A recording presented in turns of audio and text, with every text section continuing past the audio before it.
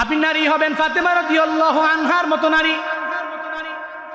কেমন ওই দামি নারী, জি ফাতেমার ব্যাপারে মদিনার নবী কয় ফাতিমা সাইয়্যিদাতুন নিসাই আহলিল জান্নাহ, জান্নাতের মধ্যে যত নারী যাবে সব নারীদের সর্দারিনী নারী হবে ফাতিমা। এত দামি নারী। উনি ইন্তেকাল করছেন রোজা মুখের মধ্যে লয়া, রোজা মুখের মধ্যে নিয়ে উনি দুনিয়া থেকে বিদায় নিয়ে চলে গেছে। মানে রোজা রাখছে, রোজা রাখা অবস্থায় ইন্তেকাল করলেন। ইন্তেকালের আগের রাতের বেলা ফাতেমা রাদিয়াল্লাহু তাআলা আনহা ইন্তেকালের আগের রাতে উনি ঘুমায় রইলেন। আব্বাজান মানে আমার মদিনার নবী, ফাতেমা কয় আমার আব্বাজান আমার স্বপ্ন যোগে আসলো। ঘরের মধ্যে ডানে বামে সামনে পেছনে আমার বাবা কি যেন স্বপ্ন যুগের মধ্যে খুঁজতে লাগলো। আমি আমার বাবারে দেখা স্বপ্ন যোগে আমি বললাম, ও আমার আব্বা, আপনি তো বিদায় নিয়ে চলে গেছেন, এই রাতের বেলা আপনি কারে খোঁজার জন্য আইলেন? আমার বাবাই কয় ফাতেমারে আমি তোমারই একটা সংবাদ দেওয়ার জন্য তোমার স্বপ্নে আইলাম। কি বলবেন আব্বা জান?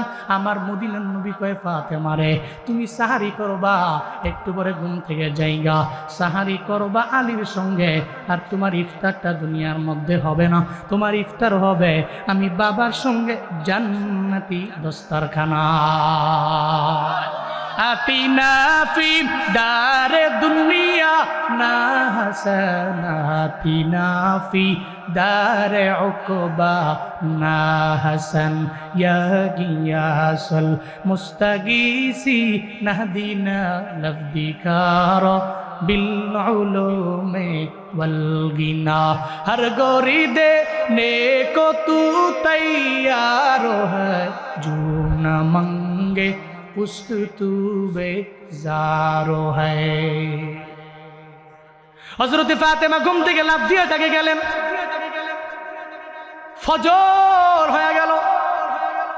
ফজরের আগে দুইজনে বৈশা বৈশা সাহারি করে হযরত আলী এবং ফাতেমা। একটা বারের জন্য স্বামীরে বলে না, স্বামীরে স্বপ্ন যোগে আমার আব্বা আইছিল। কারণ যদি এই কথা জানায় হযরত আলী চোখের পানি ফলে কাঁদতে কাঁদতে সাহারিটাও খেতে পারবে না। এই চিন্তা করে স্বামীরে বলেন নাই। ফাতেমা রাদিয়াল্লাহু তাআলা আনহা উনি নামাজে মুসল্লায় দাঁড়ায়া গেলেন। হযরতে আলী চলে গেলেন নামাজের মধ্যে, মসজিদের মধ্যে। যেই ঘরের স্বামীও নামাজে যায়, বিবিও মুসল্লা বিছে ঘরের মধ্যে নামাজ পড়ে। আল্লাহর কসম শতবার ওই ঘরের মধ্যে ইনকাম যদিও হয় কম, আল্লাহ পাক বরকত দিয়া ভরপুর বানাবেই। ঘরের মধ্যে রহমত বরকত নাই। কই দৌড়াইতেছো? কই কবিরাজের দরবারে। কি লাগবে? কয় তাবিজ লাগবে। কয় 1000 টাকা লাগবে। কয় 5001 টাকা আছে না নাই? তাবিজের জন্য দৌড়ায়। আইসা কয় ছেলের গলায় একটা দাও, কোমরে 2টা দাও। এই মহিলার গলায় একটা দাও, আবার কোমরে আর একটা দাও। ঘরের মধ্যে পানি পড়া দাও, পানি ছিটায়া দাও। এরপরে 2-3 বার গেল, 1000 টাকা খরচও করলো। দেখে ঘরের মধ্যে কোনো বরকত নাই, কোনো রহমত নাই। আল্লাহর কসম ততদিন পর্যন্ত আমার ঘর, আমার বাড়ি রহমত প্রাপ্ত হবে না যতদিন পর্যন্ত ওই ঘরের কর্তারা নামাজের মধ্যে না যাবে, আর ঘরের কর্ত্রীরা নামাজের মুসল্লায় না দাঁড়াবে। হযরতে ফাতেমা দাঁড়ায় গেলেন নামাজে। হযরতে আলী চলে গেলেন মসজিদের মধ্যে নামাজ পড়তে গেলেন। ফাতেমা রাদিয়াল্লাহু আনহা উনি মুসল্লার মধ্যে নামাজ পড়লেন। যায় নামাজটারে সুন্দর করে গুছাইয়া হযরতে ফাতেমা চলে গেলেন। প্রথমত হাসান হুসাইন 2জন ভাই আছে, 2টা সন্তান। হাসান হুসাইনের কাপড় চোপড় ধোয়ার জন্য বালতির মধ্যে কাপড় চোপড় ভিজাইলেন অনেকগুলা। এরপরে উনি গেলেন রান্নাঘরের মধ্যে, পাতিলের মধ্যে পানি দিলেন। এতগুলা পানি দিলেন, নিত পূর্বে হযরতে ফাতেমা এত পানি গরম করেন নাই। এরপরে 3 নম্বরে উনি বড় একটা বলের মধ্যে, গামলার মধ্যে উনি ময়দা রাখলেন, খামির করতে লাগলেন। হযরতে আলী মসজিদ থেকে আইসা দেখে ফাতেমা মুসল্লার মধ্যে নাই। হযরতে আলী বড় অবাক, কেন আমার ওয়াইফ, কেন আমার স্ত্রী আজকে মুসল্লার মধ্যে কেন নাই? কই গেল আমার বিবি? দৌড়ে চলে গেলেন ফাতেমার দরবারে, মাতবাগের ভিতরে রান্না করে। কিচেন রুমে যায় কয়, ফাতেমা রে, জীবনে কোনোদিন তোমারে দেখি নাই, ফজরের নামাজের মুসল্লার মধ্যে তুমি ইশরাক না পড়ে উঠছো, কিন্তু আজকে কি এমন হয়ে গেল ফাতেমা, আজকে তুমি ফজরের নামাজ পড়া কেন মুসল্লার মধ্যে বসে ইশরাকের নামাজ পড়লা না? ফাতেমারে কি এমন হয়ে গেল, কি এমন আশ্চর্যজনক কাহিনী তুমি আমারে বলো না। এটা বলার পরে ফাতেমা কি বলবো স্বামী আপনারে, আমি জানি এটা বলার পরে আপনি নিজেকে ধরে রাখতে পারবেন না।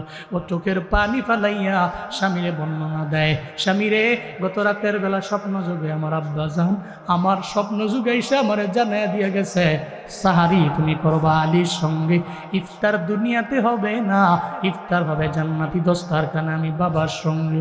আমার আর বুঝতে বাকি নাই ও স্বামী, আমার বাবার আকৃতি শয়তান জীবনেও কোনোদিন ধরতে পারে না, আমার বাবার সুরত ধরতে পারে না শয়তান। শয়তান দুনিয়া সবার সুরত ধরতে পারলেও আমার বাবা ধরতে পারে না। এর মানে স্বপ্নে আমার বাবা ঠিক হয়েছিল, আমার বাবা এসা জানায় দিয়া গেছে আমার বাবার ওহি মিথ্যা না, স্বপ্নে আইছে এটাও মিথ্যা না। এর মানে স্বামী রে সন্ধ্যার আগে দুনিয়া থেকে আমি বিদায় নিয়ে চলে যাব। এটা শোনার পরে হযরতে আলী চোখের পানি ফালায়া ফালায়া কান্না করে, একটা ছোট্ট বাচ্চা যেমনি চোখের পানি ফালায়া কান্না করে হযরতে আলীও কান্না করতে লাগলো। কারণ ফাতেমার প্রতি আলী বড় দুর্বল, ফাতেমা আলীর প্রতি দুর্বল। স্বামী তো বিবির প্রতি দুর্বল হওয়া স্বাভাবিক ব্যাপার, বিবিও স্বামীর প্রতি দুর্বল হওয়া স্বাভাবিক ব্যাপার। এমন হালাতে দুইজনই জড়াইয়া ধরে কান্না করে। হাসান হুসাইন খেলার ময়দান থেকে যখন বাড়ির মধ্যে আসে, আয়েশা দেখে মায়ের চোখের মধ্যেও পানি, বাবার চোখের মধ্যেও পানি। আয়েশা কয় মা তোমার চোখে পানি কেন? মারে তোমার চোখের পানি আমি সহ্য করতে পারি না।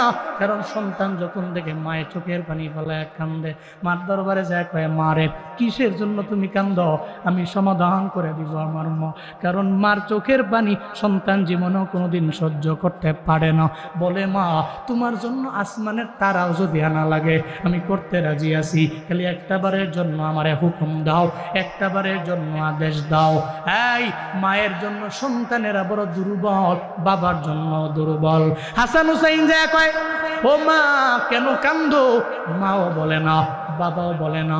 একটা পর্যায়ে হাসান হুসাইন রে মা বাবা জানায় দিল, হাসান রে আমরা বলবো না, চইলা যাও তোমার নানার দরবারে, নানার রওজা শরীফের সামনে যাও, নানার রওজায় যাও, নানা হয় তোমাদের জানায় দিবি আমরা কেন কান্না করি। চিল্লায় আওয়াজ করে পড়া যাবে কি মারহাবা। নানার দরবারে যাও, নানা রওজার রওজায়ে আতহারের উপরে গিয়া বৈশা নানারে কইও কেন কান্দে আমার মা, কেন কান্দে আমার বাবা। যাও নানার দরবারে যাও, এটা বইলা সঙ্গে সঙ্গে হাসান হুসাইনের বিদায় করে দিল। ভাই ভাইয়ের কাদের মধ্যে কাঁধে দৌড়ে চলে গেছে। নবীর রওজায়ে আতহারের সামনে গিয়া দাঁড়াইছে, নবীর রওজায়ে আতহারের উপরে গিয়া বৈশা এবার দুইজনে খেলাধুলা করতে লাগলো। এদিকে রওজায়ে আতহার থেকে আবার মায়ান নবী হাসান হুসাইনরে ডাকরে, ও আমার নাতিরা কেন তোমরা এখানে খেলাধুলা করো? আজকে খেলাধুলার দিন না, জীবনে বহু সময় বাকি আছে, তোমার মা বাঁচবে না। যাও মায়ের দরবারে যাও, মায়ের থেকে দোয়া নিয়ে যাও, কারণ জীবনে কোনোদিন আর মারি চেহারা দেখতে পারবা না। হাসান হুসাইন জন্য নানাই কয় নাতিরা রে যা দৌড়ে যা, জীবনে মায়ের চাঁদ মাখাই চেহারা দেখতে পারবি না, দৌড়ে যা দৌড়ে যা, মায়ের দরবার থেকে দোয়া নে, মার দরবারে যা, মার দরবারে গিয়া কাইন্দা মায়ের দরবার থেকে দোয়া নে। কারণ মা যদি দোয়া করে দেয় হাসান রে কামিয়াব, হুসাইন রে কামিয়াব, নাতিরা রে মারে বিদায় দেওয়ার পরে নানা দরবারে আসিস, আমি নানা জীবনেও কোনোদিন তোদের আমি ভুলবো না। আমার নবী কেমনে কথা বলে জানুনি? কারণ রওজায়ে আতহারের ভিতরে আমার মায়ার নবী জিন্দা। একটা খাঁটি সত্যিকারের আশায় যদি আমার নবীর রওজার সামনে যায়, ওখানে গিয়া যদি সালাম দেয় আর দিলের মধ্যে যদি আমার নবীর প্রতি প্রেম থাকে, যদি দিলের মধ্যে আমার নবীর প্রতি ইশক থাকে, যদি বলতে পারে আসসালাতু ওয়াসসালামু আলাইকা ইয়া রাসূলুল্লাহ, একবার যদি বলতে বলতে পারে নবী গো আমি আপনার ওই গুনাহগার আশিক, তবে আমার দিলে প্রেম আছে, ইশক আছে, এজন্য ইশক আর প্রেম নিয়ে আপনার রওজা আতহারের সামনে এসে দাঁড়াইলাম। মদিনার নবী, জিন্দা নবী, হায়াতুন নবী আমার, তুমি যে সালাম দিতে দেরি হয়ে যাবে, আমার নবীও কবর থেকে রওজা থেকে সালামের জবাব দিয়া দিবে। এটা অন্য কেউ শুনতে পায় না, এটা আশিকে রাসূলেরাই শুনতে পায়। চিল্লা আল্লাহু আকবার, জোরে বলুন আল্লাহু আকবার। যদি ইশক থাকে, প্রেম থাকে, রওজা আতহারের সামনে গিয়ে আপনি সালাম দিলেন, আপনার সালামের জবাব রওজা আতহার থেকে নবী জবাব দিবে, আপনি শুনতে পাবেন। উনি ওখানে হায়াতুন নবী, জিন্দা আছে। আপনি তো ইশক নিয়ে গেছেন। প্রেম যদি থাকে, প্রেমের মতো, যেই প্রেমে আপনাদের মদিনা টেনে নিছে, যে প্রেমে, যে ইশকে, ওই ইশক নিয়ে যদি নবীর সামনে দাঁড়ায়, জীবিত আমার নবীর সামনে গিয়ে দাঁড়ায় আপনি সালাম দেন, আপনি কানে শুনবেন নবী আপনার সালামের জবাব দিয়েছে। আল্লাহ আল্লাহ এমন ইশক নিয়ে মদিনায় যাওয়ার তৌফিক দান করেন। চিল্লায় পড়ে না আমিন। মদিনার মধ্যে বহু মানুষ আছে, বহু মানুষ যায়, নবী রওজার ডানে বামে ঘুরে, চোখের মধ্যে এক ফোঁটাও পানি নেই। আমি বহুত লোকের তাকে দেখছি নবী রওজার সামনে গিয়া দাঁড়ায় চোখের পানি ফেলা, কানতে কানতে চোখের কোটাগুলো লাল বানায়। এমন অবস্থা করছে রে, আমি বললাম কি হাজি এত কান্দেন কেন? কয় নবীর প্রেমের কারণে আইছি, ইশক না থাকলে আল্লাহ আমার এনে আনতো না, আমি এনে আসার পাবলিক ছিলাম না। আল্লাহ পাক আমারে আনছে, নবীর প্রেমেই তো আমারে আনছে। তাহলে যেই নবীর লেগে আইছি, ওই নবীর রওজার সামনে আমি কেন দুই ফোঁটা চোখের পানি ফেলাইয়া আমার নবীর জন্য আমি কানতে পারবো না? আল্লাহ জীবনে একবার হলেও নবীর রওজায় তুমি আমাদের নিও, আর যদি না নেও আল্লাহ আমার স্বপ্ন যোগে বাড়াইরে নবীরে স্বপ্নাই না দিও। আমিন মন থেকে কইছেন না? রাগ করছেন নাকি আপনারা? মিয়ার নবী যদি আপনার স্বপ্নে আসে, আপনি বুঝছেন খামখেয়ালিটা? যারা ইমান নিয়ে নবীরে দেখছে এদের জন্য জান্নাত ওয়াজিব, জাহান্নাম হারাম।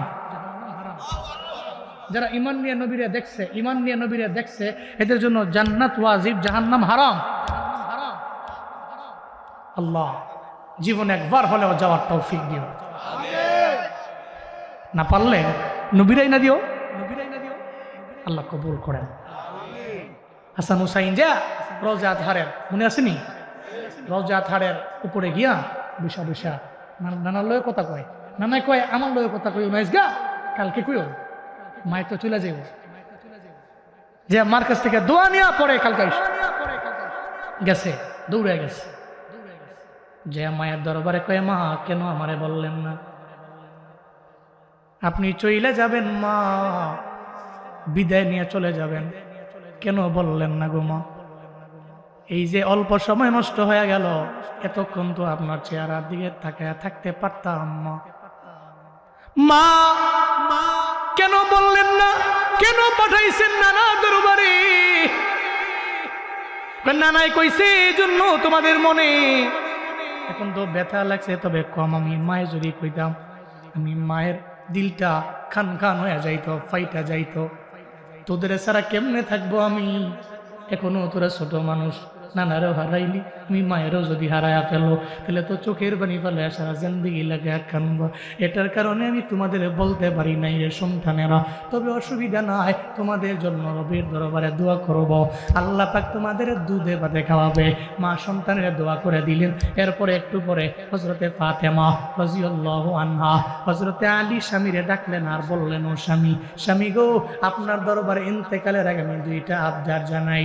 এই বারাইরের আম্মা জানেরা, এই বুড়িচঙ্গের আম্মা জানেরা, কুমিল্লার আম্মা জানেরা, আপনাদের পায়ে ধরি মা, আপনি কেমন নারী হবেন আজকের এই বয়ান থেকে আপনি শিক্ষা নিবেন। আপনি কেমন নারী হবেন, আপনি কোন টাইপের নারী হবেন। হযরত ফাতেমা বলে, স্বামী রে, স্বামী রে, আমি তো আপনার ঘরে আইছি, আপনার ঘরে আসার পরে আপনার হক আমি পরিপূর্ণ আদায় করতে পারি নাই। আপনার ঘরের মধ্যে আসার পরে আপনার হক আমার পরিপূর্ণ আমার পক্ষ থেকে হয়তো আদায় হতে না পারে। যদি আদায় না হয়ে থাকে হাসরের ময়দানে মিজানের দাড়ি পাল্লায় অথবা কোনো কাঠগড়ায় যদি আপনি আমারে বলেন, এই ফাতেমা, আমি তোমার প্রতি অসন্তুষ্ট, আমার বাবা লক্ষ লক্ষ উম্মতের সামনে লজ্জিত হয়ে যাবে, আমি সন্তানের কারণে আমার বাবায় লজ্জিত, আমি জীবনেও কোনোদিন এটা মাইনা নিতে পারবো না, ও স্বামী আমার, আমারে মাফ করে দাও, আর জীবনের শেষ বিদায় তুমি আমায় দাও, কারণ আমি সন্ধ্যার আগেই দুনিয়া থেকে বিদায় নিয়ে চলে যাব। এটা বলার পরে এবার হযরতে আলীও কান্দে আর কয়, বিবি রে, তুমি আমার থেকে বিদায় নেও, আর তুমি আমারে বলো তোমার আমার পরিপূর্ণ হক তুমি আদায় করেছো কিনা। মূলত তো তুমি আমার সব হক আদায় করলা, জীবনেও কোনোদিন তুমি আমার সামনে চোখ রাঙ্গায় কথা বলো নাই, কিন্তু বিবিরে আমি তো তোমার হক পরিপূর্ণ আদায় করতে পারি নাই, আমি তোমার উপযুক্ত ছিলাম না, কারণ তুমি জান্নাতি সব নারীদের সরদারিনী নারী। আমার ঘরের মধ্যে এমন অনেক দিন গিয়েছে খানা নাই, আমি তোমারে সকালেও খাওয়াইতে পারি নাই, আমি তোমারে দুপুরেও খাবার দিতে পারি নাই, আমি তোমারে রাতের বেলাও দিতে পারি নাই, ও বিবি রে, আমি তোমার হক পরিপূর্ণ আদায় করতে পারি নাই। হাসরের ময়দানে তুমি আমার বিরুদ্ধে রবের দরবারে নালিশ দিও না, যদি নালিশ দাও তাহলে আমি আলী জান্নাতের মধ্যে যেতে পারবো না। এবার ফাতেমা কয়, স্বামী, আপনি তো আমার পরিপূর্ণ হক আদায় করলেন। স্বামীও কয়, বিবি, তুমি আমার পরিপূর্ণ হক আদায় করলা। এবার বিবিও কয়, স্বামী, তো আপনিও তো আমার হক পরিপূর্ণ আদায় করলেন। এটা বইলে ফাতেমা কয়, এক নম্বর আবদার আমার পূরণ হয়ে গেল, আমি তো বুঝতে পারলাম আপনি আমারে মাফ করে দিলেন, এখন জান্নাতে যাওয়ার আর কোনো প্রতিবন্ধকতা নাই। আম্মা জান, আপনি তো স্বামীর সাথে যেই পরিমাণে অন্যায় আচরণ করেন, যেই পরিমাণ চোখ রাঙা কথা বলেন, আপনি নামাজি, আপনি আমলওয়ালা, আপনি রোজা রাখনে ওলি, আপনি যত দামি নারী হন না কেন, আপনার স্বামী রাজি না, তাহলে তো জান্নাতে যাওয়ার আগে স্বামী প্রতিবন্ধক হয়ে দাঁড়ায় যাবে। আল্লাহ গো, তার প্রতি আমি রাজি না, তারা কেমনে জান্নাতের মধ্যে দাও। এই জন্য স্বামীর সাথে কোনো খারাপ আচরণ করা যাবে না। মদিনার নবীদের জন্যই কইছে, স্বামীরা এত আত্মেরা কিয়ামতের ময়দানে গেলে জান্নাত পাবেন গো আম্মা। এরপরে ফাতেমা কয়, আমার 2 নম্বর আবদার হলো, স্বামী রে, আমি তো মারা যাব, আমি সন্ধ্যার আগে মারা যাব, দুনিয়া থেকে বিদায় নিয়ে যাব, তবে আমার ইন্তেকালের পরে আপনি আমার দাফন করার ব্যাপারে, আমার জানাজা দেওয়ার ব্যাপারে আপনি বিলম্ব করবেন না, দেরি করবেন না, বিলম্ব করা ছাড়াই আমারে আপনি দাফন করে ফেলবেন। এই কথা কেন বললেও হযরতে আলী কয়, ও ফাতিমা, তুমি তো দু জাহানের বাদশা নবীর কন্যা, তোমার তো এত পরিমাণে দাম, এলাকার মানুষ যখন শুনবে তুমি নাই, সব এলাকার লোকেরা দৌড়ে দৌড়ে তোমার জানাজার মধ্যে চলে আসবে। রে ফাতেমা, কেন বললা রাতের অন্ধকারের মধ্যে জানাজা দেওয়ার জন্য? ফাতেমা কয়, স্বামী রে, আমি দু জাহানের কন্যা হতে পারি, দু জাহানের বাদশা নবীর কন্যা, আমি দামি হতে পারি, আমি জান্নাতের সর্দারিনী নারী হতে পারি, তবে জানেন না পর্দার বিধান তো একটা আছে, আমি তো নবীর কন্যা, আমি দামি নারী আমার জানা, তবে দিনের বেলা যদি আমার জানাজার মধ্যে শত শত হাজার হাজার লোক যদি উপস্থিত হয়ে যায়, আমার খাটের দিকে, খাটিয়ার দিকে তাকায়া থাকবে, আমার দিকে দেখা মানুষ মন্তব্য করবে, নবীর কন্যা ফাতেমা কেমন লম্বা ছিল, অথবা কেমন বাইটটা ছিল, অথবা মিডিয়াম ছিল কিনা, অথবা আমার বডির দিকে তাকাইয়া যখন তারা দেখবে আমি মোটা ছিলাম নাকি আমি চিকন ছিলাম নাকি মাঝামাঝি অবস্থায় ছিলাম, এরা যা লোকেরা বলা বলি করবে। হাসরের ময়দানে আমারে যদি কয়, আল্লাহ যদি কয়, ফাতেমা রে, এটার ব্যাপারে তুমি আমারে হিসাব দাও, তুমি তো দু জাহানের বাদশা নবীর কন্যা, তোমার দ্বারা এই ছোটখাটো পর্দার লঙ্ঘন কেন হয়ে গেল? আমি এই ছোটখাটো পর্দার লঙ্ঘনও করতে পারি না, আমি পর্দার খেলাফ করতে পারি না, আমার দিনের বেলা আপনি জানাজা দিবেন না, সন্ধ্যা হইতে দেরি হয়ে যাবে, অনেক লোক আমার লাগবে না, যারাই থাকবে আশেপাশে এদের দিয়া আমার জানাজা দাফন কাজ সম্পাদন করবেন। চিল্লায় পড়া যাবে কি মারহাবা? আরো জোরে পড়া যাবে কি আল্লাহু আকবার? আরো জোরে পড়া যাবে কি সুবহানাল্লাহ? বারাইরের আম্মা জান, আপনি কেমন নারী হবেন? ফাতেমার মতো নারী হবেন। আপনি তো জান্নাতের মধ্যে যাবেন। আপনার নেত্রী, আপনার সর্দারিনী হবে ফাতেমা রাদিয়াল্লাহু তাআলা আনহা। এজন্য এদের মতো নারী হন, যেই নারী জান্নাতি, যেই নারীর সন্তানেরা জান্নাতি, যেই নারীর বাবাও জান্নাতি, এত দামি নারী, যেই নারী নিজেও জান্নাতি, এর উপরও পর্দার ব্যাপারে কত পরিমাণে সেফ, কত পরিমাণে সেন্সিটিভ। কিন্তু আমগো মা বোনেরা, কেউ তো আপনারা জান্নাতের সার্টিফিকেট পান নাই, আপনাকে তো কেউ বলেও নাই আপনি স্পষ্ট জান্নাতি, এরপরেও তো আপনি যেই পরিমাণে বেপরদায় চলেন, আমার যুবকেরা আপনার জন্য নষ্ট হয়।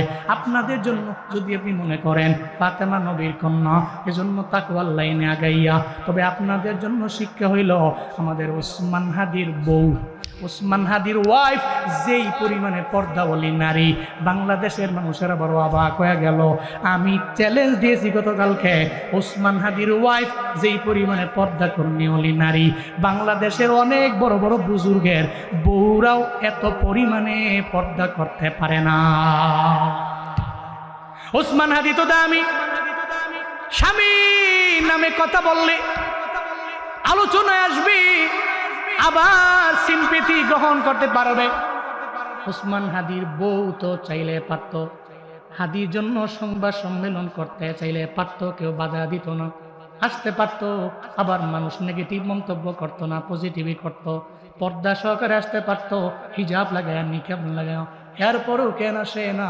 কারণ জানে রে, সবার আগে আমার আল্লাহ, সবার আগে আমার পর্দা, সবার আগে আমার হিজাব, সবার আগে আমার নিকাব। এই জন্যই তো আল্লাহ পাক হাদির দামও বাড়ায় দিল। এই ওনার বউ কেন আসা লাগবে? ওনার জন্য কথা বলার মতো লোকের তো অভাব নাই। আজকে জানাজার মধ্যে লাখো লাখো জনতা, এরা কেন আইলো? এই হাদিরা তো কেউ চিনে না, এক সপ্তাহ আগেও তার ব্যাপারে জানতো না। এখন তো মুরব্বীটা ওনার জন্য কান্দে, একটা ছোট্ট বাচ্চাও কান্না করে, একটা মাদ্রাসার হুজুরেও কান্না করে, বড় বড় ওলামায়ে কেরামেরা ওর ব্যাপারে কান্না করে।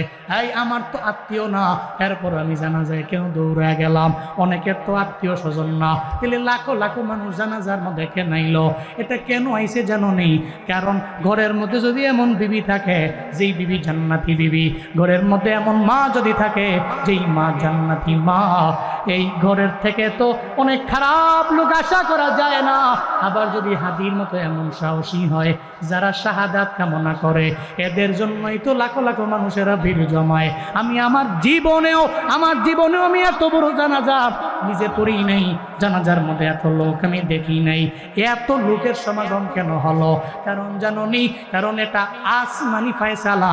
আসমানবাসী যার প্রতি রাজি, মানে ফেরেশতারা যার প্রতি রাজি, আল্লাহ যার প্রতি রাজি, দুনিয়ার সব লোকেরা এর প্রতি রাজি হয়ে যায়। আসমানবাসী যার প্রতি রাজি, আল্লাহ যার প্রতি রাজি, ফেরেশতা যার প্রতি রাজি, তো দুনিয়ার সমস্ত লোক তো তার প্রতি রাজি হয়ে যায়। বড় ভাই জানাজা পড়াইছে, তাকবীর দিছে, আল্লাহু আকবার বলছে। আমি দেখি আমার ডানে বামে লোকেরা ফুপায়া ফুপায়া কান্দে। কেন কান্দে? মনে হয় যেন এদের বাবাই মারা গেছে। কেমনে কান্দে? মনে হয় যেন এদের ছেলে মারা গেছে। কেমনে কান্দে? মনে হয় যেন এর সন্তান মারা গেছে। মানুষগুলা ফুপায়া ফুপায়া কান্না করছে। কেন কান্না করে রে? এই মানুষগুলা তো দামি। কেন দামি? জমিনের মধ্যে মরণের ভয় পায় না, বরং মরণের আগে কিছু পুঁজি নিয়ে যায়। বাড়াইয়ের আব্বা জান, আম্মা জান, আপনি চাইলে হতে পারেন হাদির বউয়ের মতো। হ্যাঁ আমার বোনেরা, আপনি হতে পারেন হাদির বিবির মতো। আমার যুবক বাবারা, আপনি হতে পারেন উসমান হাদিদের মতো। আপনি তো আগের জামানার কাহিনী আপনার পছন্দ নাও হইতে পারে, যা দেখি না দুই নয়নে, বিশ্বাসও করি না গরুর বচনে, আপনি মানতেও পারেন নাও মানতে পারেন, বর্তমান জামানায় তো মানতে পারেন। এটাই তো আমার আল্লাহ মাঝে মাঝে দেখায়।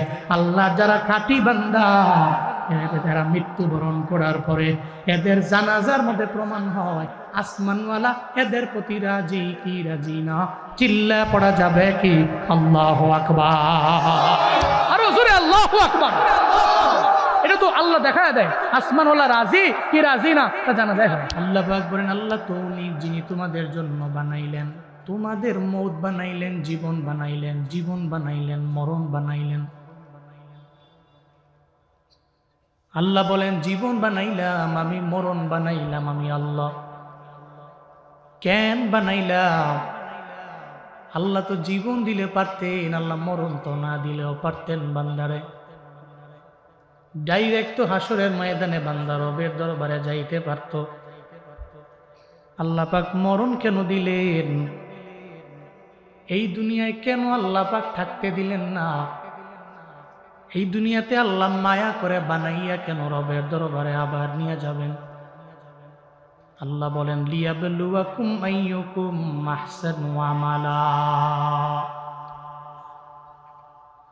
আল্লাহ পাক বলেন জীবন বানাইলাম আমি রব, মরণ বানাইলাম আমি।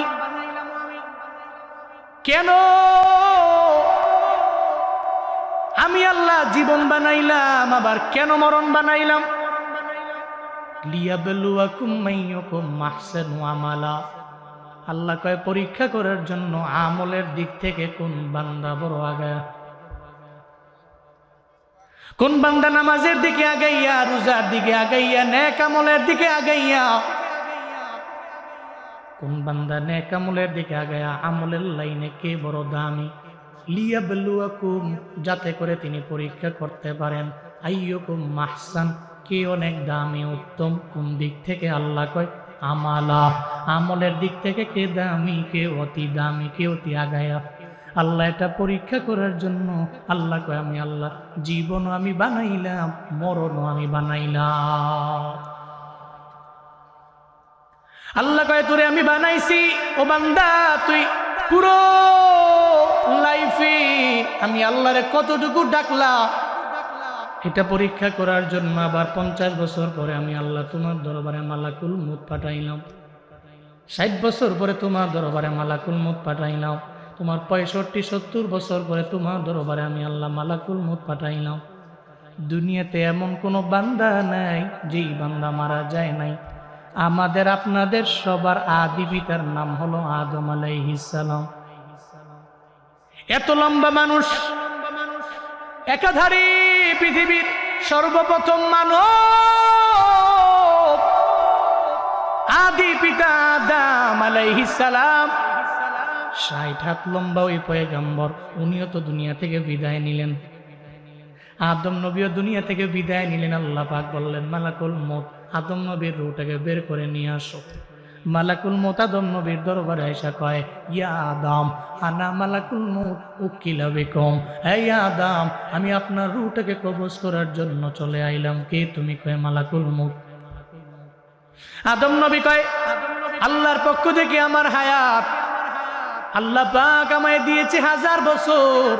কেন তুমি 940 বছর বয়সে আমার দরবারে তুমি কেন আইলা? 940 বছরে কেন তুমি আমার রূহটা নেওয়ার জন্য আইলা?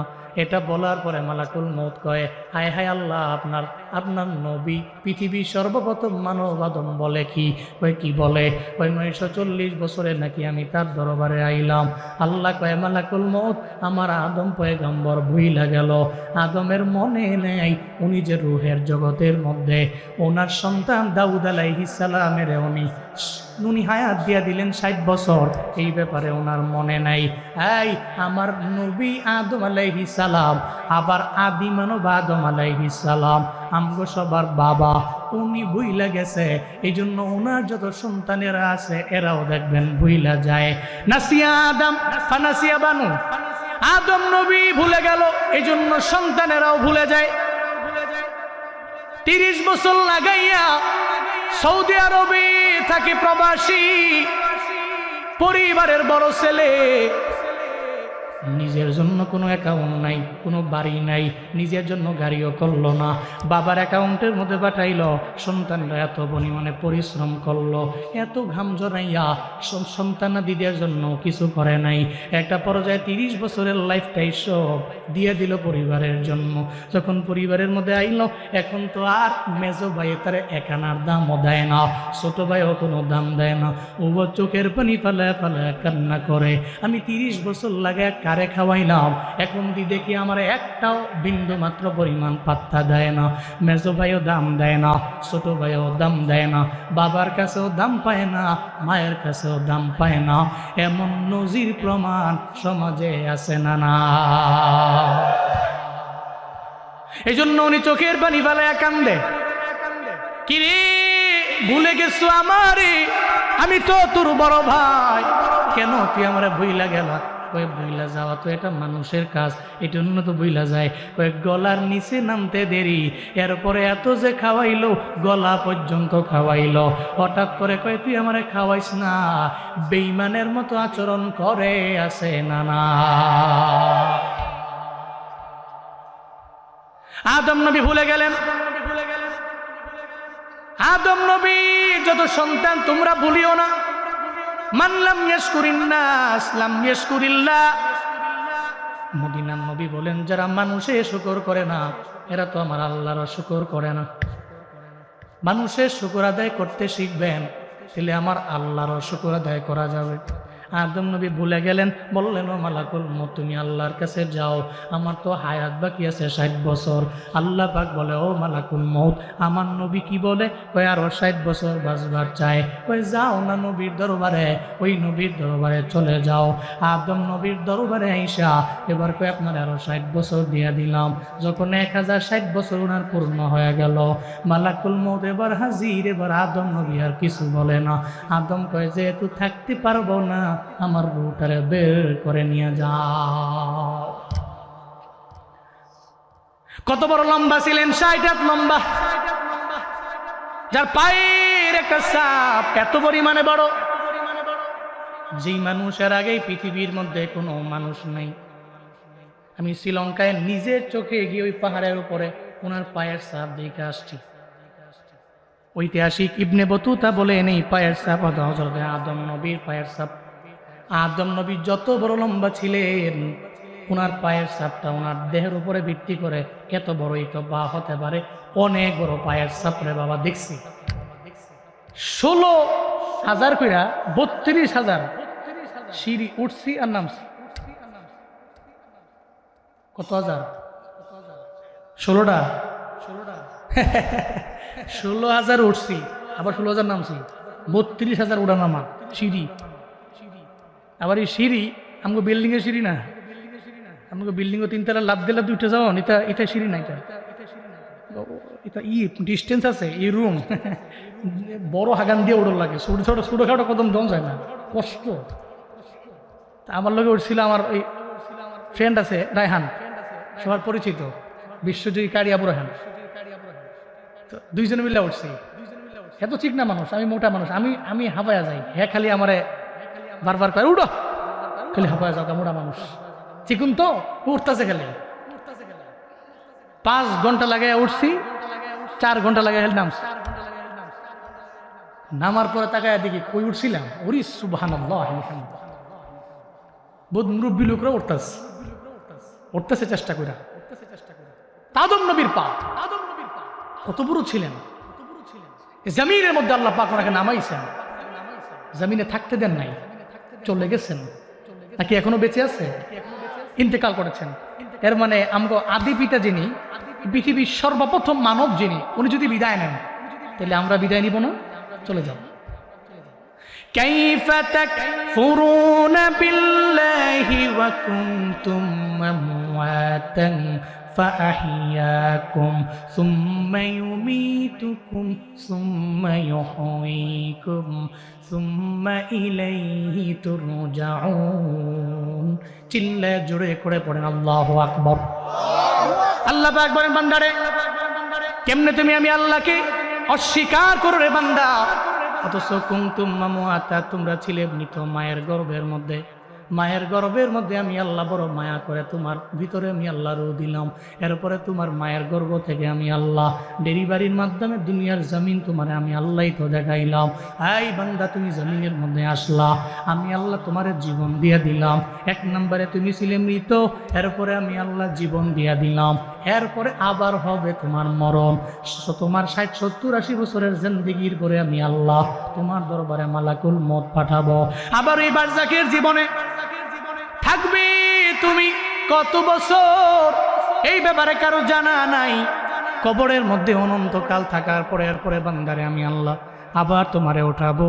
ইসরাফিলরে যেদিন বলবো তুমি সিংহার মধ্যে ফুৎকার নিয়ে দাও, ইদা জুলজিলাতিল আরদু জিলজালাহা ওয়া আখরাজাতিল আরদু আথকালাহা ওয়াকালাল ইনসানু মা লাহা। চিল্লা পড়েন আল্লাহু আকবার। আল্লাহ পাক বলেন, ইসরাফিল আমি বলবো, সিংহায় ফুৎকার দাও, জালজালা হয়ে যাবে, এই জমিন কম্পন হয়ে যাবে, কম্পনে প্রকম্পিত হয়ে যাবে জমিন। বান্দারে, যখন প্রকম্পিত হয়ে যাবে, কবর থেকে মানুষগুলো চোখ কসালতে সব খবর থেকে জাগবে। এই জমিনের মধ্যে যত যা আছে জমিন বের করে ফেলবে, এই জমিনের মধ্যে যত সম্পত্তি আছে সব বের করে ফেলবে। ওদিন এই মানুষগুলো পাগলের মতো হয়ে যাবে। হায় হায়, কি দেখেন বুঝি এমন হয়ে গেল, জমিন তার ভেতর থেকে সব বুঝি বের করে দেয়। এই সম্পদের জন্যই বুঝি এত পরিমাণে একটা মানুষের আমরা মারলাম, এই সম্পদের জন্যই বুঝি, এই মালের জন্যই বুঝি ওসমান হাদি নামের সত্য পোলাডার মাথার মধ্যে বুলেট মাইরা ওরে দুনিয়া থেকে বিদায় করে দিলাম। এই মালের জন্যই বুঝি আবু সাঈদের দেহের মধ্যে গুলি মেরেছি, এই মালের জন্য বুঝি মুখ ধরে পানি লয়া পানি পানি করে চিল্লায়, ওই মুখ ধরে এই পানির এই টাকার জন্যই, অ্যামাউন্টের জন্য, এই ক্ষমতার জন্য বুঝি মেরেছি। ওদিন আফসোস করে করে বারবার বলবে, আজকে তো জমিন যত সম্পদ আছে জমিন থেকে বের করে দিল, যত মাল আছে সব এই জমিন থেকে বের করে দিল। এর মানে বাবা, যেদিন কিয়ামতের ময়দান কায়েম হয়ে যাবে, ওদিন মানুষ আফসোস করে করে বলবে, তাহলে জমিনের মধ্যে তো কাউরে হত্যা না করলেও পারতাম, কাউরে তো আঘাত না করতেও পারতাম, আর কাউকে তো এতিম না বানাইও পারতাম, কারো মা বাবার সন্তানদের না মারলেও তো পারতাম। এই চিন্তা করে ওদিন আফসোস করবে, কিন্তু ওদিন আফসোস করলে কোনো লাভ আছে নাকি? এই জন্য আল্লাহ কয়, আমি আল্লাহ তো তোর মরণ দিয়েছি বান্দারে, সেই মরণের আগে পুঁজি বানাও, কিছু আমল নাও, কিছু আমল নিয়ে পুঁজি বানায় বান্দা, এরপরে তুই কবরে যাও। কারণ বারজাকের জীবনের পরে ওদিন আফসোস করলেও আর চোখের পানি পালায় কানলেও লাভ নাই। এই জন্য আল্লাহ পাক আগেই জানিয়ে দিলেন, বান্দারে আমি জীবন বানাইলাম, মরণ বানাইলাম, কেন বানাইলাম? তোর আমল পরীক্ষা করার জন্য বানাইলাম। আমলটা কেমন হবে? আল্লাহ কয়, আমি আল্লাহ তোর দরবার থেকে বাড়ি চাই না, আমি আল্লাহ তোর দরবারে গাড়ি চাই না, আমি আল্লাহ তোর দরবার থেকে ট্যাক্সও নেই না। আল্লাহ যে আসমান দিলেন, জমিন দিলেন, যত যাই দিলেন, আল্লাহকে কোনো সময় ট্যাক্স দেওয়া লাগে নাকি? লাগে নাকি? এই চান্দা টান্দা যাই দেওয়া লাগে, এটা আপনাদের মধ্যকার মানুষেরাই নেয়। ট্যাক্স যা দেওয়া লাগে আপনার গভর্নমেন্ট নেয়। আল্লাহ তো বলেন নাই, আমারে চান্দা দাও, আমারে ট্যাক্স দাও, আমারে জমিন তুমি চাষাবাদ করে খাও, আমারে বছরে বছরে দিও। দুনিয়াতে এমন কোনো ধনী নাই, যেই ধনী আল্লাহ পাক যদি ট্যাক্স বসায় পানি পান করতে পারবে নিজের টাকা দিয়া, এমন ধনী পৃথিবীর মধ্যে কেউ নাই। সব তো গরিব। আল্লাহ কয়, তোরা তো ফুকারা। ইয়া আইয়ুহান নাস আনতুমুল ফুকারা ইলাল্লাহ ওয়াল্লাহু হুয়াল গানিয়ুল হামিদ।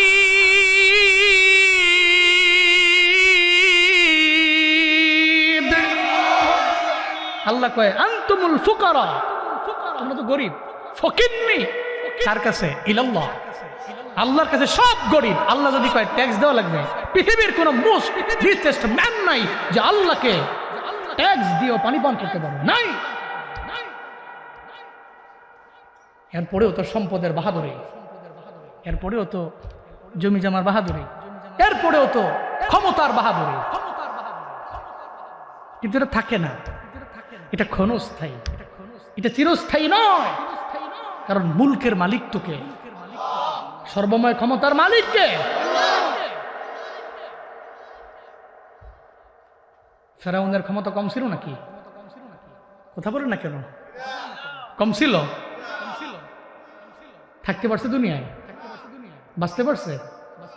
ফেরাউন তো যখন মুসা নবীর জন্য আল্লাহ পাক রব্বুল আলামিন লাঠির মাধ্যমে রুট বানায় দিছে 12টা, কেউ বলেন একটা, কেউ বলেন 12টা। তো 12টা রুট হইলো অথবা একটা রুট হইলো, একটা দিয়া সবাই যাবে, একটা বানাইলেই পারতো। আল্লাহ তো একটা বানাইলেই পারতেন, 12টা কেন? কেউ বলেন একটা রুট বানাইলে বনি ইসরাইলের লোকরা ঘাটতেরা, পৃথিবীতে সবচেয়ে ঘাটতেরা উম্মত থাকলে শুধু এই মুসা নবীর উম্মতি ছিল। যুদ্ধের ময়দানে নবী যাইতো, যাওয়ার পরে এখন বুঝে না হইলে মুসা নবীরে কইতো তুমি আর তোমার আল্লাহ মিলা যুদ্ধ করো আমরা জায়গা নবীরে ফালাই ফুলাই দিয়া দৌড় মারতো সব। তেরা টাইপের ছিল এরা।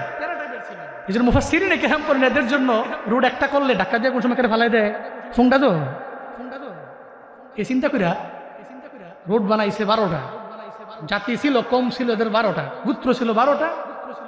এক গোত্রের লোক আরেক গোত্রে তো একটু থাকতে পারে না, আছে না, রেশারেশি আছে না, আমগো সমাজেও আছে। মিয়াজি বাড়ির লোকে মজুমদার বাড়ি লাগালাগি এরকম আছে না, থাকে না কিছু মাঝে মাঝে কঠিন লাগালাগি, হ্যাঁ কঠিন মারামারি। আল্লাহ পাক বলছেন রোড বানাইছে 12টা। এক কওমের লোকেরা যে রোড দিয়ে যাইব আর এক কওমের একজন লোক এই রোড দিয়ে যাইব না, অন্য রোড দিয়ে। তো মুসা নবীর কারণে এরা বাইজা গেছে, তারা সব চলে গেছে। ফেরাউন তো দূরে দেখে কিরে নীল নদের মধ্যে এত কেন, রাস্তা কেন? ফেরাউন মনে মনে চিন্তা করে জীবনে যেন রাস্তা মাস্তা দেখছি না, ঠিক না? এটা তো মনের মধ্যে প্রশ্ন জাগতেই পারে। আপনি যাচ্ছেন, আপনি যাবেন ধরেন দৌলদিয়া ঘাট, ফেরিঘাট, আরিচা ঘাটে গেলে সবার জানা আছে এনে ফেরি আছে, ফেরিতে গাড়ি উঠাইয়া ওপারে গেলে রাজবাড়ি, এপারে মানিকগঞ্জ, সবার জানা আছে। তা আপনি অনুযায়ী দেখতেছেন হঠাৎ করে 3-4টা রাস্তা হয়ে গেছে, আপনার মাথা মতো নষ্ট হয়ে যেত না? আরে করছে কেডা এটা? ফেরাউন যায় কয় খাইছে রে, রাস্তাই কেমন, চিন্তায় পড়ে গেল। যাইয়েন না, হ্যালো আইবেন নি, আইতেনও না, না থাক থাক, আমরা যেহেতু লয়ে লাইছেন দুধটা জানগা ছুটি, তবে আর কেউ উঠতেন না, ছুটি শেষ, এটাই লাস্ট ছুটি। জোরে কোন মার হাবা। আপনারা রাগ করতেছেন নাকি, কষ্ট পাচ্ছেন? জোরে কোন সুবহানাল্লাহ, আরো জোরে আলহামদুলিল্লাহ, চিল্লা আল্লাহু আকবার, লিল্লাহে তাকবীর, লিল্লাহে তাকবীর। ফেরাউনের লোকেরা ডানে বামে তো বহু তার দলবল, ফেরাউন এবং তার কওম, তার দলবল, তার সম্প্রদায়, সৈন্যবাহিনী। ফেরাউনে কয় ফেরাউন এখানে রাস্তা কে বানাইলো? জীবনও কোনোদিন তো এই নদীর মধ্যে এই রাস্তা দেখি নাই, পানির ঢেউর অভাব নাই। ফেরাউন কয় আল্লাহরে চিনো নাই? তোমাদের বড় আল্লাহ তো ফেরাউন, আমি নিজেই তো রাস্তা বানাইছি। নাউজুবিল্লাহ, জোরে কয় না। দল বলেরা কয় এজন্যই তো তোমারে মানি, এজন্যই তো তুমি আমাদের বড় রব, এজন্যই তো তোমারে মানি, কারণ তুমি তো আমাদের জন্য রাস্তা বানাই দিলা, সুপ্রিম পাওয়ারের মালিক তুমি, এজন্য ফেরাউন তোমার লিডার মানি। এটা বইলার সঙ্গে সঙ্গে দল বলের লোকেরা সব রাস্তায় নেমে গেল, কিন্তু একজনে নামে না, শেখে। দল বল তো জানে না এই খেলা, ফেরাউনের তো জানা আছে। মনে হয় আজকে স্বাভাবিক কোনো কিছু ঘটবে না, অস্বাভাবিক কিছু হয়ে যাবে, কারণ এখানে রাস্তা গেছিল না, এই রাস্তা হয়ে গেল, মুসা নবীও পার হয়ে গেল। তাহলে যে কোনো একটা কাহিনী আছে, নামতে চায় না, দলবলরে নামায়া দিল। এই দুনিয়াতে বড় বড় জালেমেরা, এরা বাঁচার জন্য নিজের ব্যক্তিগত হেলিকপ্টার দিয়া দৌড় মারে, 16 বছর লাগায়া, 20 বছর লাগায়া। যারা তার পেছনে খাটলো রে, এদের কথা মনে রাখে না, কারণ বিপদে পড়লে কয় চাচা নিজের প্রাণ আগে বাঁচা। ফেরাউন কয় আমি নামবো না, ঘোড়া নিয়ে দাঁড়ায় আছে, দলবল নাইমা গেছি, ফেরাউন ঘোড়া দাঁড়ায় রইছি। হঠাৎ করে আবার আল্লাহ কয় ও ফেরেশতা, ফেরাউন কেন নামে না? ফেরাউন তো মরণের ডরায়, ফেরাউনও তো ডরায়। ফেরাউন মনে মনে চিন্তা করে আজকে ঘটনাটা স্বাভাবিক হবে না অস্বাভাবিক হয়ে যাবে, আমি নামতে পারি না। সব দল বলের লোকেরা নাইমা গেল, ফেরাউন নামে না। ফেরাউন ঘোড়ার মধ্যে স্টেট ফরওয়ার্ড দাঁড়ায় আছে। এমন হালাতে আল্লাহ পাক বলেন ও ফেরেশতা, তুমি একটা মহিলা ঘোড়া হইয়া দৌড়ে যাও, কারণ ফেরাউন যেই ঘোড়ার মধ্যে আছে এটা বেডা ঘোড়া, আর বেডা ঘোড়ায় যদি বেডি ঘুরি দেখে তাহলে মাথা ঠিক আছে নাকি?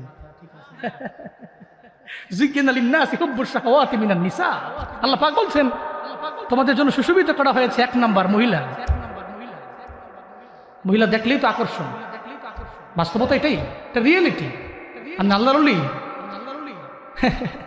মহিলা দেখলে আকর্ষণ লাগবেই। কে বলেছেন? তোমাদের জন্য সুশোভিত করা হয়েছে। আল্লাহ পাক আগে বলেন নাই অল কনাতিরিল মুকান্তরা ওয়াজ যাহাব ওয়াল ফিদ্দা, আল্লাহ বলেন নাই। স্বর্ণ দেখলে তোমার এত লোভ লাগবে না, রৌপ্য এত লোভ লাগবে না, কিন্তু তোমার নারী দেখছো অটোমেটিক তুমি লোভী হয়ে যাবে, নারীর প্রতি আসক্ত হয়ে যাবে। এটা স্বাভাবিক ব্যাপার, যে আসক্ত হয় না হে দশভঙ্গ রোগী। এর মানে আল্লাহ পাক বললেন একটা বেডি ঘুড়ি হইয়া ফেরেশতা তুমি যাও, বেডি ঘুড়ি যায় যখন ফেরাউনের ঘোড়ার সামনে গিয়া ডাম বাম করে, এর দেখে তো মোটামুটি মাথা নষ্ট করছেন না বেটা ঘোড়ার। ফেরাউন তো ঘোড়ার উপরে বসে রয়েছে, ফেরাউন নামতে চায় না, লাগাম ধরে রাখতে পারতেছে না। বেডিতে দেখছে মাথা মতো নষ্ট হয়ে গেছে, পিয়ের ফেরাউন হু আর ইউ, লাভ দিয়ে নেমে গেছে রাস্তার মধ্যে। আল্লাহু আকবার পড়বেন না। এদিকে ফেরেশতাও দৌড়ায়, মানে বেডি ঘুরিও দৌড়ায়, এদিকে ফেরাউন তো ঘোড়ার মধ্যে বসা, এবার দৌড়ায়। ফেরাউন কয় দাঁড়া রে যাইস না, যাইস না, দাঁড়া রে যাইস না, কারণ মরণ থেকে তো ফেরাউনও বাঁচবার চায়। ফেরাউন মনে মনে চিন্তা করে এই রাস্তা তো আমিও বানাই নাই, হয়তো কোনো একটা কারণে মুসা নবীরে হয়তো আল্লাহ বানায়া দিছে। কারণ ফেরাউনের মনেও তো চিন্তা আছে মুসা নবী কথা মানে কার, আবার আল্লাহ সাহায্য করে মুসা নবীরে, এটাও দিলের মধ্যে আছে। এদিকে বেডি ঘুরি দৌড়ায়, ওদিকে ফেরাউনের ঘোড়া দৌড়ায়। প্রতিমধ্যে যাওয়ার পরে আল্লাহ পাক ফেরেশতারে বলে দৌড়ানো আর লাগবে না, তুমি আর ঘোড়াও হওয়া লাগবে না, এখন আমার দরবারে চলে আসো। সঙ্গে সঙ্গে হঠাৎ করে দেখে সামনে আর বেডি ঘুরি নাই। আল্লাহ পাক বলে ও নদীর পানি, আমার মুসার জন্য রাস্তা হয়েছিল লাঠির মাধ্যমে মাটি দিয়া, আর লাগবে না, আর লাগবে না। ফেরাউন তো নাফরমান, ফেরাউন তো বেদিন, ফেরাউন তো বেঈমান, ফেরাউন তো আমি আল্লাহরে মানে না। যেহেতু ফেরাউন আমি আল্লাহরে মানে না, সেহেতু আর ফেরাউন এখানে টিকে থাকতে পারে না। রাস্তা আমি ফেরাউনের জন্য বানাই নাই, এই রাস্তা বানাইছি আমি মুসা নবীর জন্য। সঙ্গে সঙ্গে আল্লাহ বললেন আই রাস্তা তুই আগের পানির মতো হয়ে যা। আই রাস্তা পানি কোথা মানে কা, আল্লাহ পাক বলতে দেরি সঙ্গে সঙ্গে পানির মধ্যে রাস্তা মিশে গেল। ফেরাউন নীল নদের মধ্যে সুবায় আর ডুবায় কয় আল্লাহ মাফ করে দাও। আল্লাহ কয় এমন একটা সময় আইসা পড়ছে রে, এখন আর ক্ষমা নাই, এখন আর মাফ নাই। যে বিনয় নিয়ে গায় তারে আমার আল্লাহ মাফ করে, যে গাদ্দারি করে আমার আল্লাহ তারে সার দেয় না। যে বিনয় নিয়ে চলে আল্লাহ তারে মাফ করে, যে গাদ্দারি করে আল্লাহ তারে সার দেয়। আপনি বিনয়ী, আপনি মুতাওয়াদে, তাওয়াদু নিয়ে চলতেছেন, তাহলে আপনি আল্লাহর কাছে দামি। কিন্তু আপনার ভিতরে গাদ্দারি ভাব আছে, একটু ভাবসাব নিয়ে চলেন, তাকাব্বুরি নিয়ে চলেন, আপনার জন্য মাফ নেই, ক্ষমাও নাই। চুরি চুরি আছে না কথা, চুরি তো করছো, আবার কি সিনার টান টান করে তুমি চুরি করছি নাকি আমি, এই যে আপনি কইলো, এবার তো তার বিচারটা আরো বেশি কঠিন হইব। এত বুঝছে না। এর মানে চুরি চুরি সিনা চুরি যারা করে আল্লাহ পাক এদের মাফ করেন। তো ফেরাউন ক্ষমতার মালিক ছিল, থাকতে পারছে, ধ্বংস হয়েছে না, চলে গেছে। এর মানে পৃথিবীতে জালিম, মাজলুম, নবী, এরপরে সাহাবা, যত আউলিয়া যারাই আছে সবাই চলে গেছে, সবাই বিদায় নিছে। তবে বিদায় নেওয়ার আগে যারা পুঁজি নিয়ে গেছে এরা দামি, সুবহানাল্লাহ পড়বেন না। বিদায় নেওয়ার আগে যারা পুঁজি নিয়ে গেল এরা দামি। এলাকার আম্মাজানদের ব্যাপারে অনেকেই তো বয়ান করে না, আম্মাজানদের ব্যাপারে বয়ান দরকার আছে না নাই? খালি আমরাই বয়ান শুনবো, আমরাই মরমু, আমার আম্মারা আমার বোনেরা বয়ানও শুনতো না, এরা মরতো না। বিষয়টা কি এমন কিনা? এমন মা বোনদেরও দরকার আছে বয়ান। এই আম্মাজানেরা, আপনার এলাকার বারাইরের বাইতুল মুকাদ্দাস জামে মসজিদের মাহফিল, এলাকার মা বোনেরা অনেকে আছে বয়ান শুনতেছে। জুনায়েদ আল হাবিব কেমন বক্তা এদের জানা নেই, এদের ধারণাও নাই, জীবনে কোনো দিন নামও শুনে নাই, দেখেও নাই। তবে কেউ কেউ জানে কুমিল্লার একটা পোলা আছে নাম জুনায়েদ, বয়ান করে সারা দেশে, এতটুকু আমার মা বোনদের জানা আছে, অনেকের আছে। আমার মা বোনেরা পায়ে ধরি গোমা, আপনাদের আবদার জানায় যায়, মরবেন আপনিও মারা যাবেন, তবে মারা যাওয়ার আগে কিছু আমল নিয়ে যান, কারণ আপনারেও তো আল্লাহ বানাইছেন আমল দিয়া চেক করার জন্য আল্লাহ পাক আপনার মরণ দিবে। আপনি জমিনের মধ্যে আমলের লাইনে কতটুকু আগায় গেলেন আল্লাহ পাক দেখবে। আপনি কেমন নারী হবেন? আপনি হবেন আম্মা জান খাদিজার মতো নারী। কেমন নারী হবেন? আপনি হবেন ফাতেমা রাদিয়াল্লাহু তাআলা আনহার মতো নারী। কেমন নারী? যেই নারী পর্দার ব্যাপারে বড় সেনসিটিভ, নামাজের ব্যাপারে আগাইয়া, স্বামীর খেদমতে আগাইয়া। মনে রাখবেন গো আম্মা, আপনাদের জন্য আমল সুজা, মা বোনদের জন্য আমল সুজা।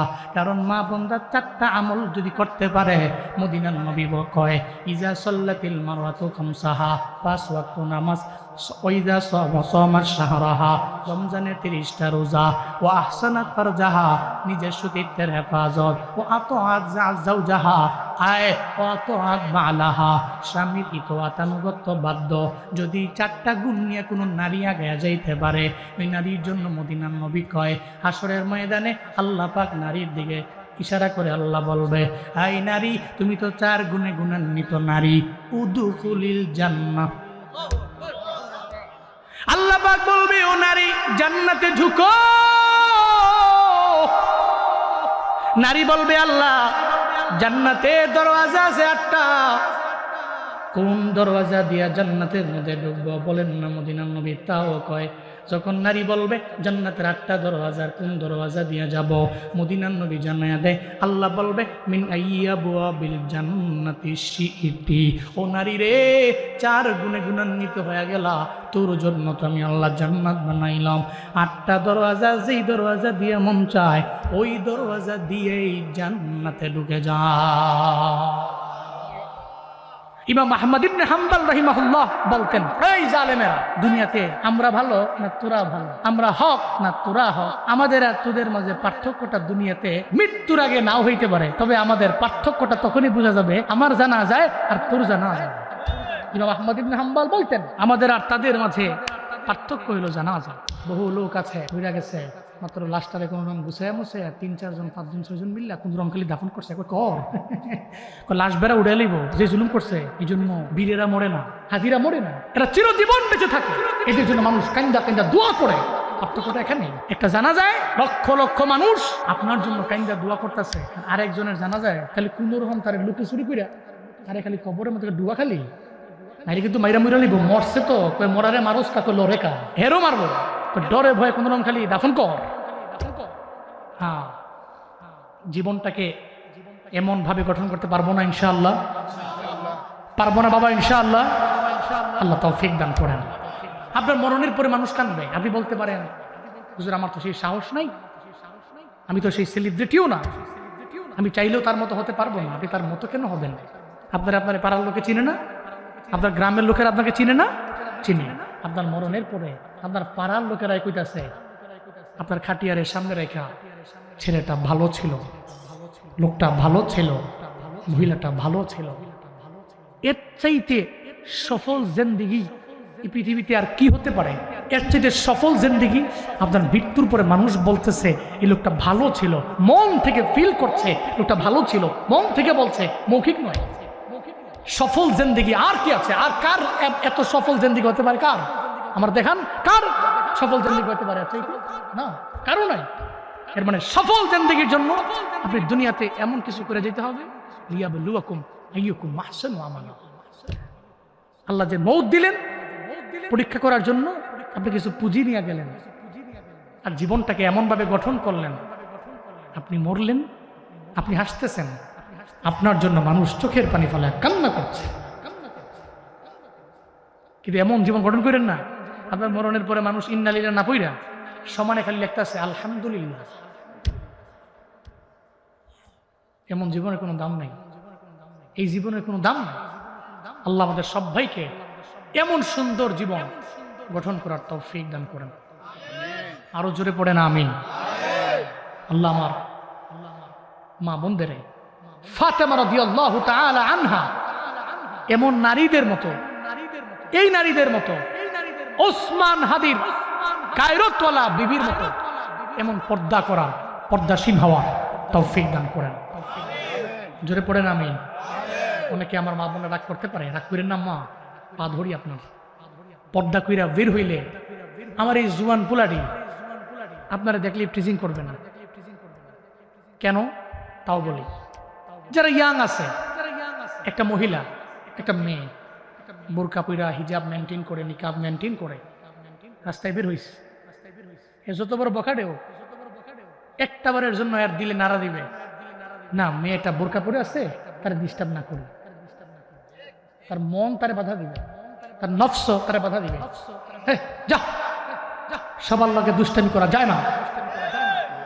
চলে গেছে, যাওয়ার পথে রাস্তায় পথির মধ্যে যাওয়ার পথে আরেকটা মেয়ে দেখছে, দেখে যে হের গায়ে যে গেঞ্জি মাইয়ার গায়ে সেই গেঞ্জি, দেখে যে হেজে প্যান্ট ঘুরে আছে মাইয়ার পরনো সেই প্যান্ট। এত দেখার পরে কয় তুমি আমি সমান, আমারও বউ নাই তোমারও জামাই নাই। তুমি আমি সমানই তো, সাবা সাবা,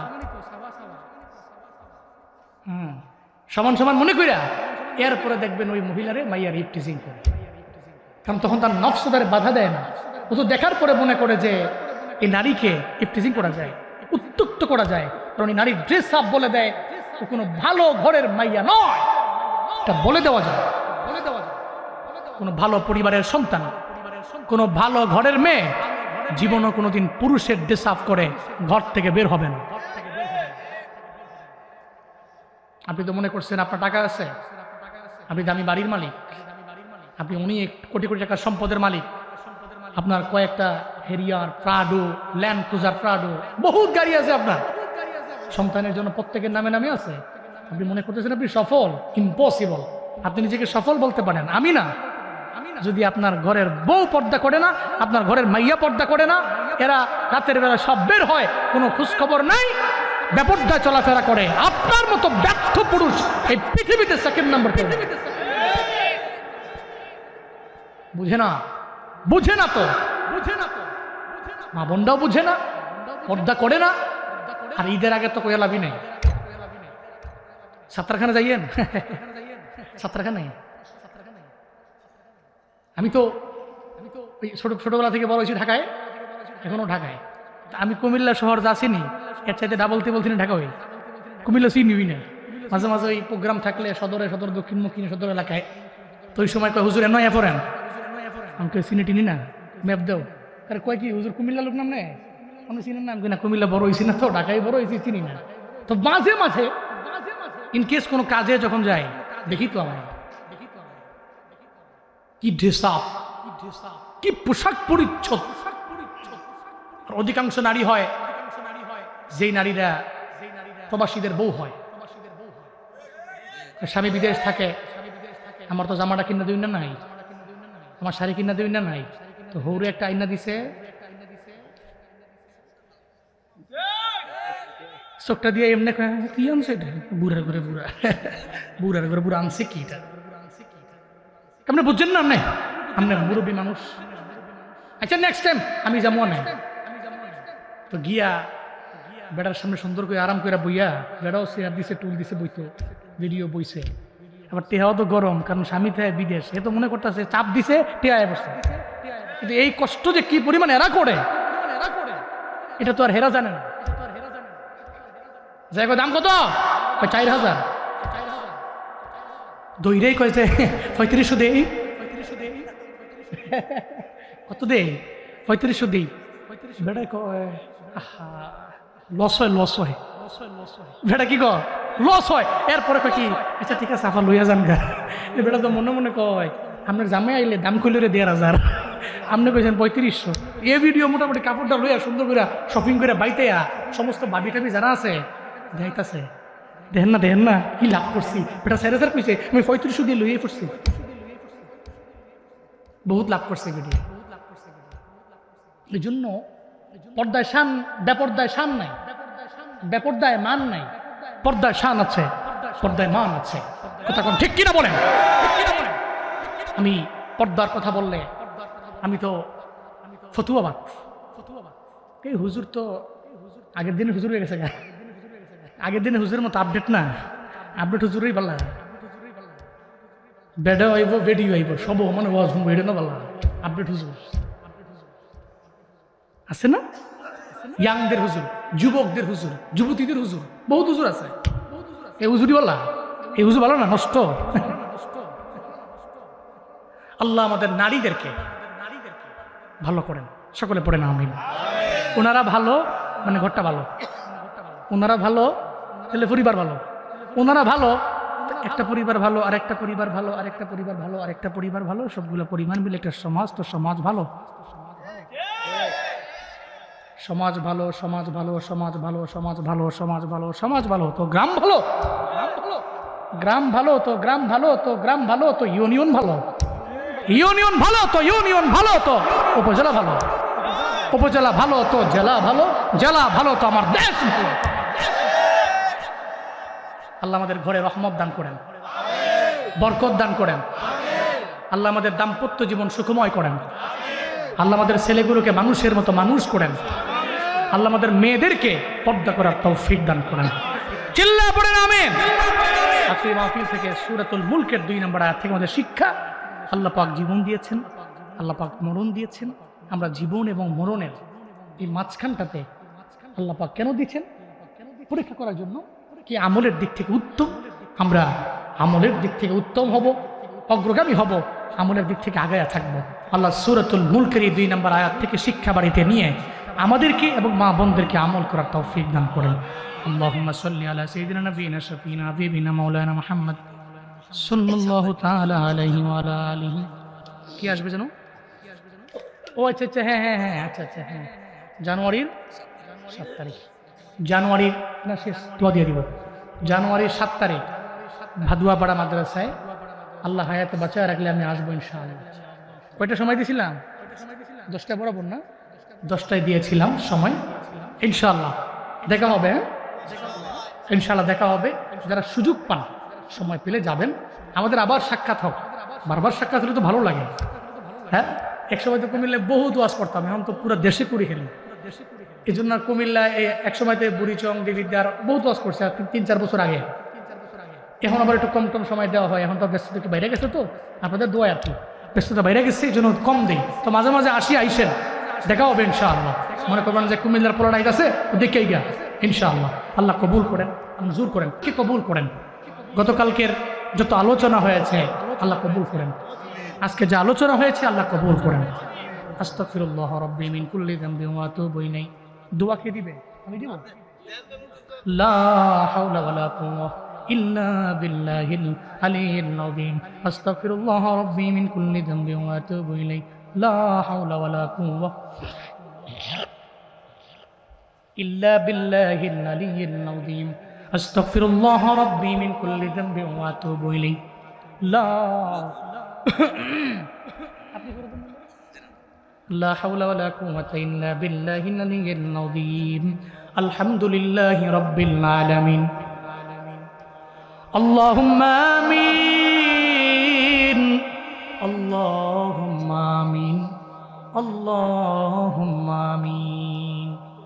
يا رب العالمين، يا مجيب السائلين، يا حلال المشكلات، يا رافع الدرجات، يا دافع البنيات، يا شافي الأمراض، يا كافي المهمات، يا أرحم الراحمين.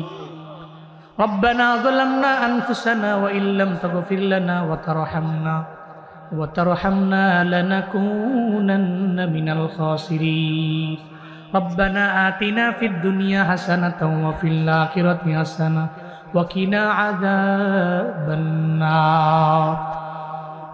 رب ارحمهما كما ربياني صغيرا. رب ارحمهما كما ربياني صغيرا.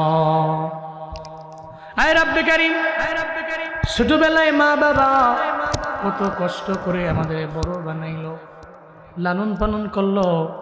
যেই মা নিজে না খাওয়াইলো, রব্বে কারীম যেই বাবা নতুন লুঙ্গি না পরে আমাদের পরাইলো, যেই বাবা নিজের জন্য নতুন একটা টুপি না কিন্না দিল, যেই বাবা নিজের জন্য একটা পাঞ্জাবি না বানায়া দিছে, যেই বাবা বুড়িচং বাজার থেকে নিমসার থেকে বুঝা করে আইনা আইনা খাওয়াইছে। হায় রব্বে কারীম, ওই বাবা ওই মা যার দুনিয়ায় নাই, মা বাবা যার নাই, মা বাবার কবর জান্নাত বানায় দাও আল্লাহ। এই ঠান্ডার মধ্যে কত আরামের বিছানা আমরা ঘুমাই রে মাওলা। আয় আল্লাহ, সন্তানেরা বিদেশ থেকে বড় দামি দামি ব্ল্যাঙ্কেট নিয়ে আসে, কম্বল নিয়ে আসে, কত কম্বল গায়ে দেয়। কম্বল গায়ে দিলে সন্তানটা মুরব্বিটা চোখের পানি ফেলায় কান্দে।